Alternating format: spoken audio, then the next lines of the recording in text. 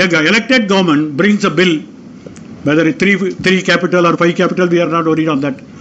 They bring a bill and it is passed in the assembly.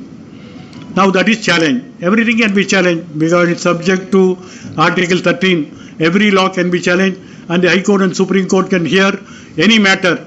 But now when it is challenged, what happens is the full bench, 2 judges are allottees of land in Amaravati. For the first time, the government files a petition. It's not private parties. When judges are interested in a matter in a direct manner or an indirect manner, when there is a likelihood of bias, you must tell the judge, don't hear this case.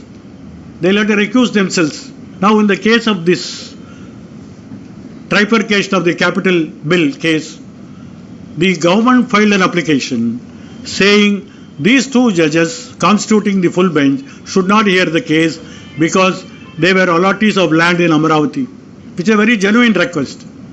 It is not bias, it is a likelihood of bias. In my mind, there is an apprehension that I will not get justice.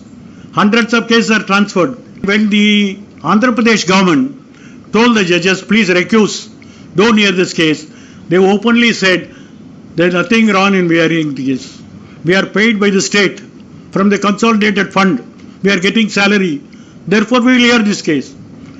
Then the council said, please give an order to that effect that you want to hear. They said, like most of our civil court judges will say, IAS in the order will be passed along with the suit.